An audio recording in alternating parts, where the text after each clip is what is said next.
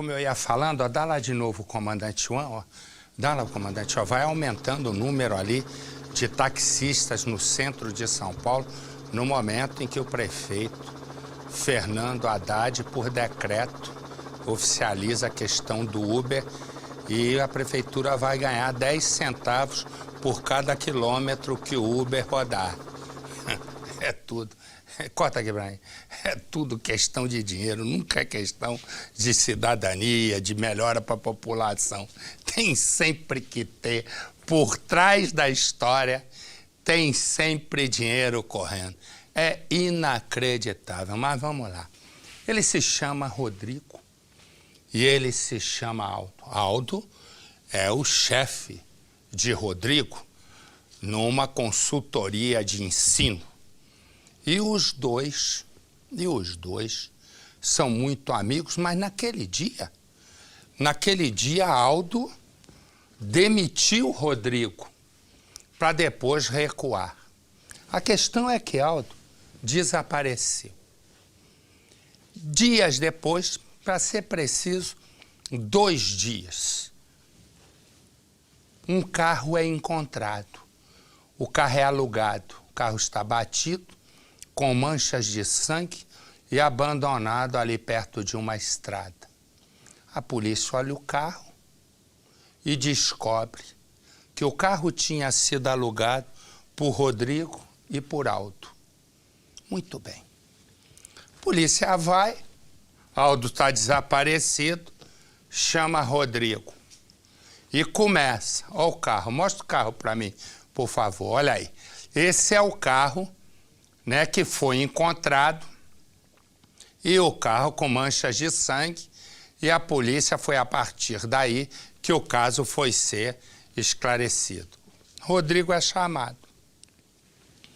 Rodrigo é aquele lá. É chamado.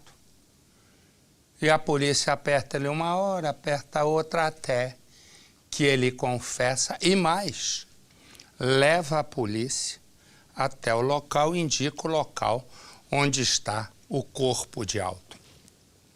Mas tem que ter um motivo. E aí é isso que o delegado vai e diz. Mas por quê? Aí Rodrigo diz, eu tenho namorada. Namorada? É. E eu e ele tínhamos um relacionamento sapequento.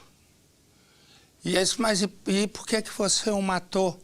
Ele estava me chantageando. Ele disse, isso o Rodrigo diz, né, que ia colocar fotos nossas íntimas, o delegado diz, de sapeca, aí ele diz, na internet.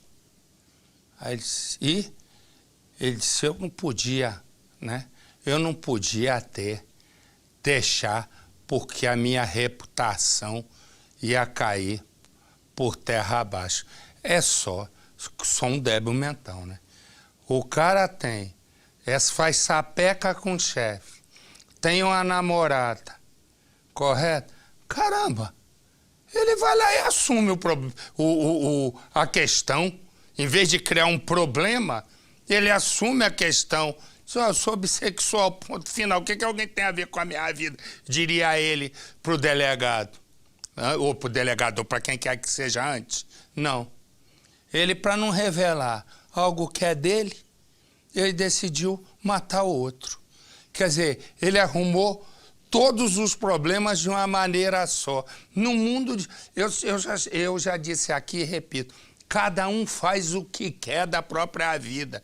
Isso se chama livre-arbítrio. Se você quer ser macaco de circo, vai ser. Se você quer ser trapezista, vai ser. Se você quer, sei lá, mais ser o quê, você vai ser.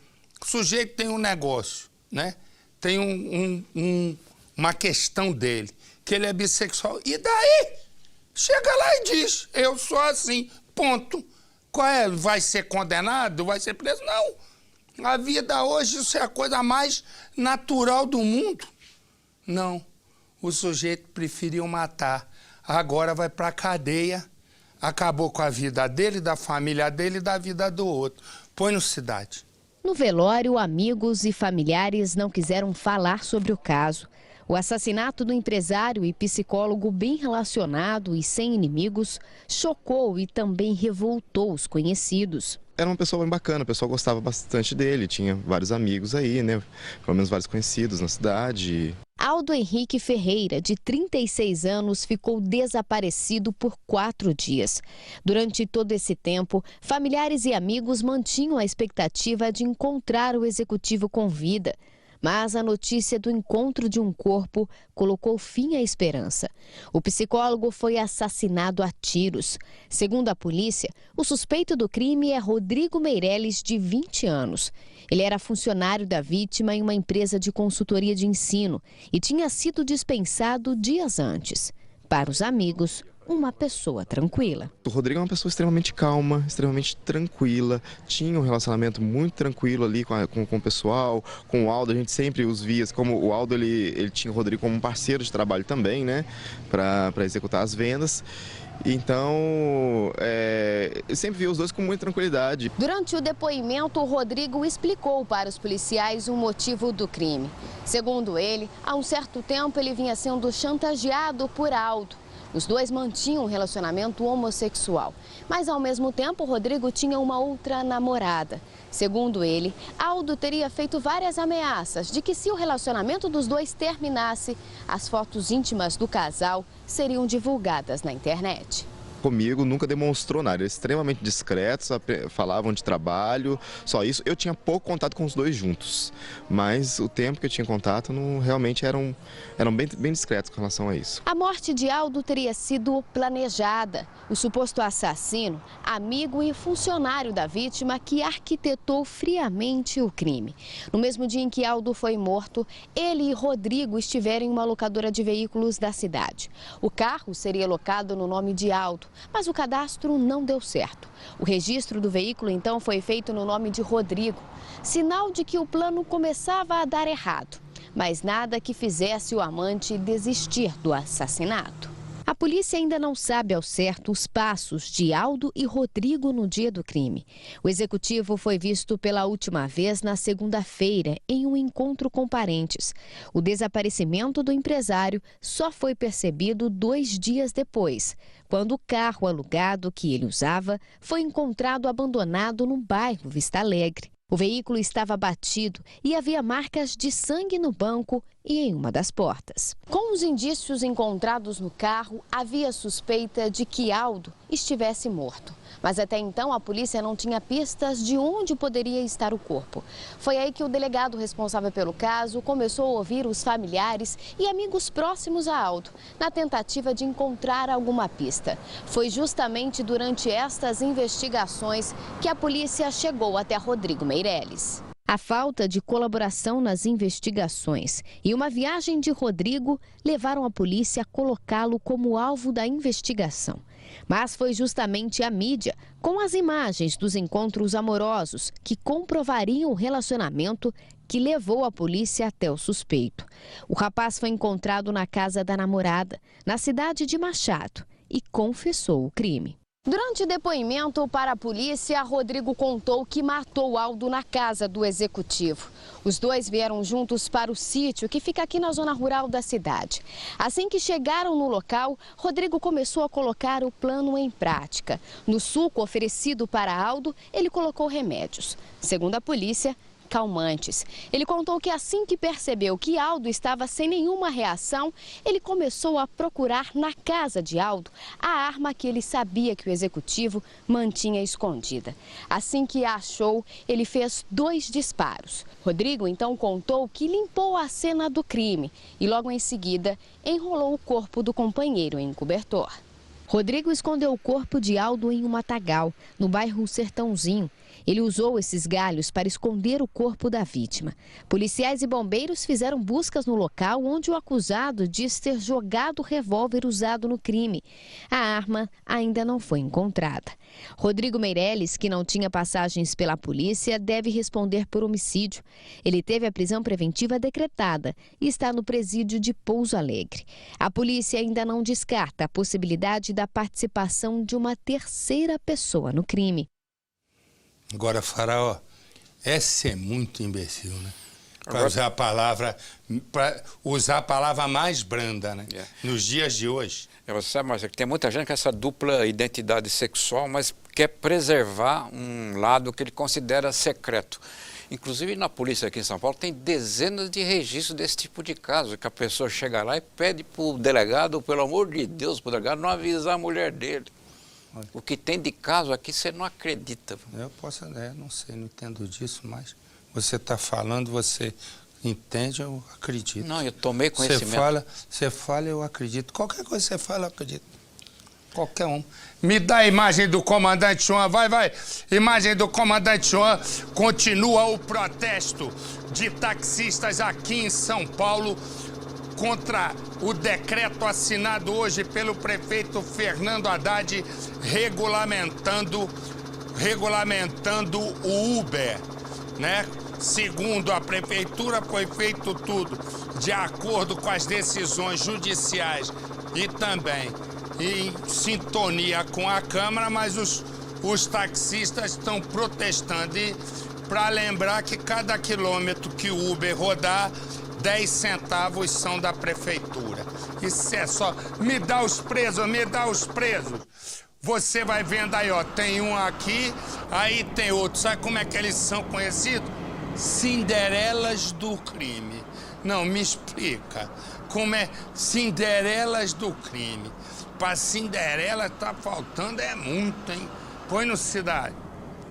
Os policiais foram avisados por um vizinho. Os 2 rapazes foram encontrados pela polícia enquanto ainda carregavam os objetos furtados. Um susto e tanto para a vítima, que não estava em casa quando tudo aconteceu. A casa estava toda revirada, né? Os quartos, tudo. Aí quando eu vi que a minha janela estava arrombada e que a sala estava tudo com o vidro quebrado, porque eles quebraram o vidro da sala, quebraram o vidro da janela. E aí que eu tinha visto que realmente foi uma coisa muito maior do que eu imaginava. Um fato curioso é que, além dos objetos roubados, os bandidos deixaram na casa um boné e um par de sapatos e foram embora com os chinelos da vítima. Emerson Arcanjo, de 20 anos, e Willames Bezerra da Silva, de 18, alegaram que roubaram os objetos para comprar drogas. Além do televisor e do celular, os 2 tiveram de devolver os chinelos roubados e agora ficaram conhecidos no meio policial como Cinderelas do crime. Achei graça nenhuma, achou graça? Não, Cinderela usava sapato de cristal com esse pezão aí, não dá. Os dedão tudo sujo, cada dedo sujo. Esse aqui é um PM. O PM tá noivo, ali ó, com a noiva ali do lado, e vai casar, comprou inclusive uma casa, né? Quem diz que quem casa quer casa, né? Então, comprou a casa e tal. E aí ele pegou o dinheiro do salário para comprar os móveis. Ele está a caminho do trabalho quando, de repente, bandidos vão assaltá-lo. Os bandidos descobrem que Evaldo é PM. Eu não preciso dizer o que é que eles fizeram, né? Mataram o rapaz friamente. Se fosse ao contrário, se o PM abordasse os bandidos e o bandido reagisse, né, e o PM matasse o bandido, o PM ia para a corregedoria, ia responder a processo, ia sair da rua para poder fazer o que eles colocam lá, que é um tratamento psicológico, como se o policial, né, como se atirar não fosse uma das facetas da profissão. E resumo, e ainda podia, né, aguentar uma dessas comissões de direitos humanos que empesteiam o Brasil e Deus sabe como é que elas se sustentam, né? Por bem, o rapaz, mas o PM pode morrer a sangue frio. Põe no Cidade. O dado da UPP, Evaldo César Silva de Moraes Filho, de 27 anos, acabou morto pouco antes de começar a trabalhar. Foi por volta de 7 horas da noite que o soldado Evaldo chegou ao Alemão. Ele iria começar o plantão na unidade de polícia pacificadora. De acordo com testemunhas, o carro do PM foi abordado por 2 criminosos armados. Quando descobriram que ele era militar, fizeram o disparo e fugiram. Colegas de farda disseram que Evaldo não tinha o CRAF, o certificado de registro de arma de fogo, e que estaria desarmado. Uma ação de varredura está em andamento com o objetivo de localizar os criminosos responsáveis pela morte do soldado. Durante a operação, 2 menores suspeitos de envolvimento com o tráfico foram apreendidos pelos PMs da UPP. Um grupo de moradores resolveu fazer um protesto silencioso aqui na entrada da comunidade da Grota. Nos cartazes, eles pedem paz no alemão. Essas velas representam as vítimas da violência. Foram 8 pessoas baleadas só na última semana. O policiamento na região está reforçado por agentes de outras UPPs e do Grupamento de Intervenções Táticas das UPPs. Evaldo César Silva de Moraes Filho estava na corporação há 2 anos e era lotado na UPP do Alemão. Aquela famosa fotomontagem na Pedra do Cavalo, em Barra de Guaratiba, na Zona Oeste, era uma das preferidas do militar. O carinho pela noiva também estava sempre evidente nas redes sociais. A paixão pelo Flamengo nem se fala. Vaidoso, gostava de mostrar a forma física. O militar de apenas 27 anos entrou para a triste estatística de PMs mortos por bandidos no Rio. Recentemente, ele tinha conseguido comprar uma casa e o sonho passou a ser mobiliá-la. Agora, todos os planos foram interrompidos e nada disso poderá ser feito. E a questão é a seguinte, a polícia no Rio de Janeiro fez uma nova tentativa de prender os criminosos e o nosso Hernani Leva Bala tem as informações. Diga lá, meu garoto. Olha, Marcelo, depois desse caso, o policiamento foi reforçado não só no Complexo do Alemão, mas também na área vizinha, Complexo da Penha, na zona norte do Rio de Janeiro, e por conta desse reforço, os bandidos voltaram a atacar. Ainda há pouco houve um tiroteio, traficantes atiraram contra uma das equipes da UPP, os PMs reagiram e nesse confronto, uma mulher e o neto de 8 anos foram atingidos. Marcelo. Pois é, e é o que eu digo todos os dias aqui, e você é testemunha, né? Eu digo todos os dias que essas incursões nas comunidades, elas são uma barbaridade, são criminosas. Porque para uma vida de uma pessoa que não tem nada a ver com crime, não vale, né, 50 prisões, 60 prisões. Né? Então, resumo, não é possível se ter incursões saindo trocando tiro no meio de comunidades onde 5%, se tanto, são bandidos e 95% são pessoas trabalhando, querendo ganhar a vida. Então, não há essa possibilidade, né, da gente admitir que um governo, se bem que o governo do Rio de Janeiro é um fracasso há muito tempo, não é só o do Rio de Janeiro, aqui São Paulo, Rio de Janeiro, eu estou para ver ainda um governo que preste, né? Aqui, por exemplo, São Paulo, o governo do estado de São Paulo teve que ir, a Folha de São Paulo foi para a justiça, para o governo, né, revelar os dados da criminalidade. E assim mesmo revelou pela metade. Quer dizer, isso é uma relação desonesta com a sociedade. Porque somos nós que pagamos, mas o governo do estado de São Paulo camufla tudo. E o novo presidente, se passar o impeachment da Dilma, o novo presidente quer pegar o secretário de Segurança de São Paulo, Alexandre de Moraes, transformá-lo em ministro da Justiça. Tomara que lá o Alexandre possa revelar os dados, porque aqui em São Paulo está difícil, né? Camuflando os dados. Sandra e Edson, e ela é Sandra, são 20 anos juntos, praticamente 20 anos. Eles são pais de um menino de 14 anos e uma menina de 3. Nesses 20 anos, é claro, eles já viveram algumas crises, né? E nesse momento, há uma fase difícil. E, com o tempo, ele vai, né, ele vai se tornando mais irracível, mais violento. E a todo instante o casal se separa. Põe os dois, por favor. Olha ele aqui. Naquele dia, eles estão no carro quando uma discussão começa. Edson quer dar uma carona a um amigo e Sandra não quer. O carro vai passando em alta velocidade por várias ruas e, de repente, Sandra é jogada para fora do carro ou cai. Ela cai, fica uma semana internada e morre. A polícia acha que Edson jogou. Edson diz: ela é que se atirou do carro. Agora é necessário que a perícia entre em cena, porque a família dela diz ter provas de que ela não se jogou. Põe no Cidade. Estas são as últimas fotos da vítima. Sandra da Conceição estava em coma neste hospital de Osasco, até o dia em que não resistiu aos graves ferimentos. Foi internada depois de um suposto acidente em que a auxiliar de cozinha teria caído do carro em movimento.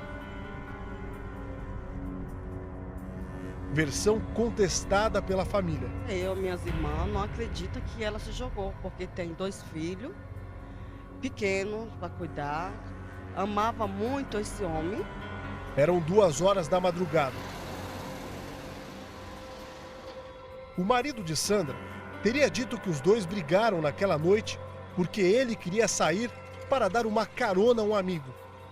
Edson, segundo a família da vítima, afirmou que os dois discutiam dentro do carro quando o acidente aconteceu.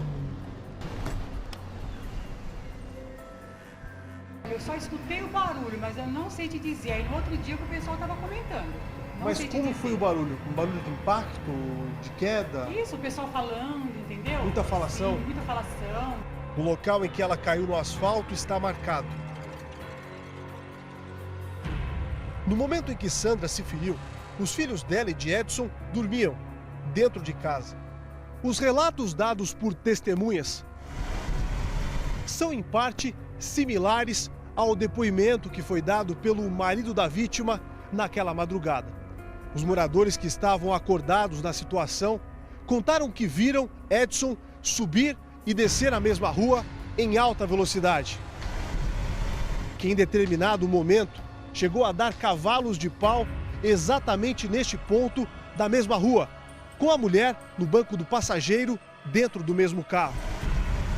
E que na sequência retornou em direção à casa da família, ainda em alta velocidade. E que exatamente neste ponto, Sandra teria sido projetada para fora do carro. A dúvida que persiste, até mesmo para a polícia, é saber se de fato ela pulou ou se foi jogada de dentro do carro.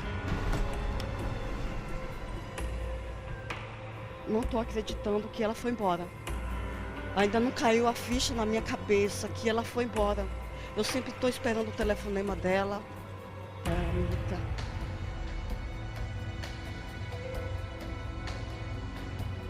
Sandra era casada com Edson havia 18 anos. Não era segredo para a família que a relação foi conturbada, mas nada que fizesse Sandra desistir do casamento. Oswaldo estava acordado com os amigos na varanda de casa e viu parte do que aconteceu. O SAMU pediu, eu ajudei com ela no SAMU, né? Daí ela já está desacordada, tudo isolado.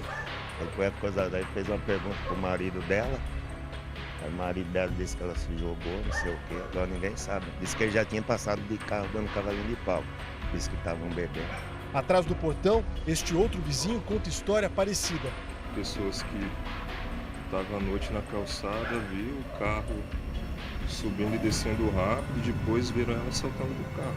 Subindo e descendo? É. Eles estavam, devia estar bêbado.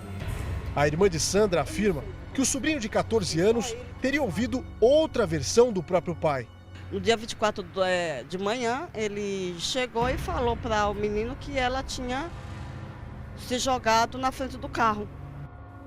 O caso foi registrado como morte suspeita. A polícia tem evitado falar, ao menos por enquanto.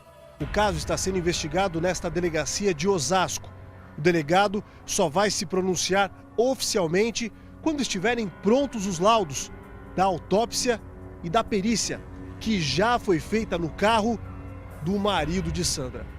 Na declaração de óbito, a causa da morte é apontada por traumatismo craniano por objeto contundente. O carro está apreendido e fomos atrás de Edson para ouvir o que ele tem a dizer. Edson. Mas a casa estava vazia. A gente saindo do enterro, as minhas filhas, foi tudo lá para casa dele. Chega lá, estava dormindo. Dormindo, como nada tivesse acontecendo. Eu vou direto ao nosso Bruno Peruca, porque o Bruno também tem informações do caso, inclusive porque nesse momento é decisiva, né, a participação da perícia para poder dizer se ela se jogou ou se ela foi jogada. Diga lá, Bruno. Exatamente, Marcelo. A perícia, né, vai ser decisiva nesse caso, porque o delegado pediu, né, para a perícia, né, fazer um trabalho, né, de perícia, na verdade, no carro dele, para poder saber o que aconteceu nesse carro no dia em que tudo aconteceu, Marcelo. O Edson continua trabalhando normalmente como pedreiro, vivendo a vida dele. Ele não foi preso, não tem mandado de prisão contra ele, porque no caso continua sendo investigado, porque a polícia precisa desses laudos para saber o que realmente aconteceu dentro do carro naquela noite, na noite do crime. Agora, a família informou também, viu, Marcelo, a nossa equipe, que o casal, né, já tinha separado 3 vezes e que Edson era um homem muito violento e perturbava bastante a vida da companheira, Marcelo. Uhum. Uma pergunta, você está triste? Por quê, Marcelo? Estou te achando meio abatido. Correria hoje, está muito corrido. Ah, bom, estou te achando triste, meio sem graça. Não, tô triste não. Você tá onde, hein? Eu tô aqui no Dake. É mesmo? Deixa eu ver aí, mostra a imagem do Dake para eu ver. Mostra aqui para mim, vamos mostrar aqui a imagem do Dake aqui, ó. A gente tá ali, o pessoal, companheiro, todas as pessoas que trabalham na imprensa, tá lá o Maurício do Dake, nosso amigo. A Bruna lá, a Bruna Drills. Tá lá, a Bruna. Tá todo mundo ali, ó. Já, Marcelo. Ó, dá um beijo em todo. Olha lá, quer ver? Vem cá, ó, lá no fundo, Marcelo, não sei se dá para ver, ali tem um fuzil, aquele .50. Ah, tá, isso aí é mais manjado, Bruno. Vai mostrar. Bruno, deixa eu te falar, olha aqui, que você é principiante nesse assunto aqui. Olha, põe lá o Bruno pra mim, vai. Tira esse fuzil. Põe aqui, vem cá, Oscar. Deixa eu falar uma coisa. Bruno, fuzil .50 é mais antigo que andar em pé. Se o Dake está convocando a imprensa para falar que achou um fuzil .50, primeiro que não é fuzil, né? Porque achou uma .50, você diz pro delegado que só eu já vi mais de 100 no meio da rua. Diz que isso aí é falta de assunto. Até já, de ver se fica animado. Você tá muito triste. Tá bom. Eu gosto dele. Tira ele dali. Completamente doido. Mais doido de falar sozinho. Doido.